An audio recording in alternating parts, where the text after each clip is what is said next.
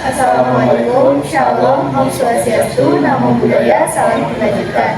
Kami dari kelompok 14 pengantar hidrologi dengan dosen pengampu Dr. Yoga Satria Putra, SSI, MSI. Di sini kami akan mempresentasikan hasil kerja kelompok kami. Sebelumnya, perkenalkan, nama saya Syaira Nurul Faliza dengan NIM H10712410007. Saya Sembuh Sabaini dengan NIM H1071241018. Saya Stefanus Yogi dengan NIM H1071241028. Merupakan kebutuhan pokok bagi kehidupan. Peningkatan jumlah penduduk serta pertumbuhan ekonomi memperbesar akan air bersih. Karena potensi air permukaan terbatas, air tanah menjadi solusi penting untuk memenuhi kebutuhan akan air bersih yang semakin meningkat.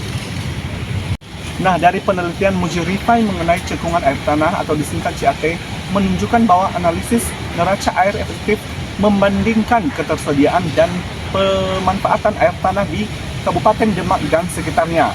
Proyeksi 25 tahun ke depan menunjukkan bahwa kebutuhan air tanah dapat terpenuhi secara berkelanjutan, mendukung kebijakan pengelolaan air tanah yang mencakup perencanaan dan pendayagunaan.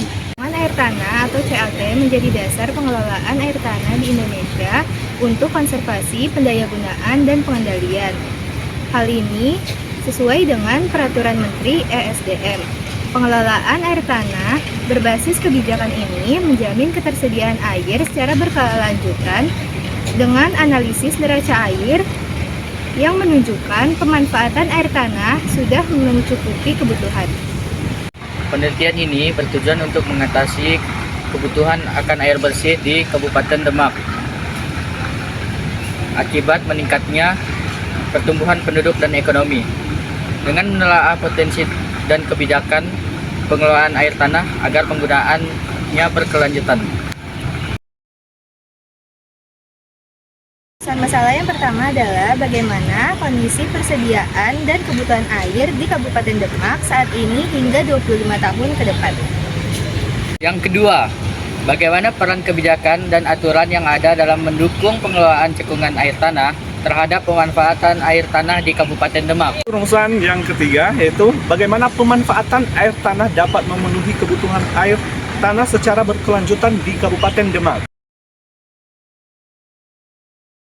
Yang pertama yaitu mengetahui kondisi persediaan dan kebutuhan air di Kabupaten Demak saat ini dan hingga 25 tahun ke depan.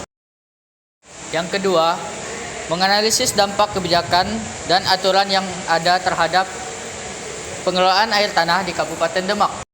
Untuk tujuan yang ketiga yaitu menilai apakah pemanfaatan air tanah dapat mencukupi kebutuhan air bersih masyarakat Kabupaten Demak secara berkelanjutan.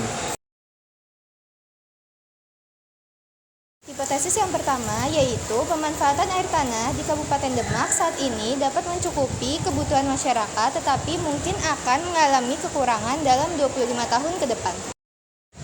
Yang kedua, kebijakan dan aturan yang ada berpengaruh dalam pengelolaan air tanah agar tetap berkelanjutan di Kabupaten Demak.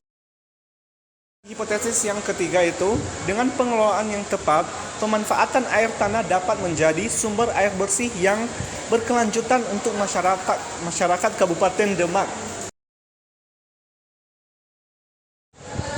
Manfaat yang pertama yaitu memberikan data yang dapat menjadi acuan untuk perencanaan penyediaan air bersih yang berkelanjutan di Kabupaten Demak.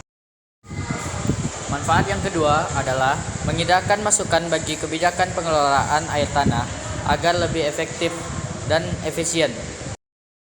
Untuk manfaat yang ketiga itu membantu masyarakat Kabupaten Demak mendapatkan air bersih dengan mengembangkan solusi pengelolaan air tanah yang berkelanjutan.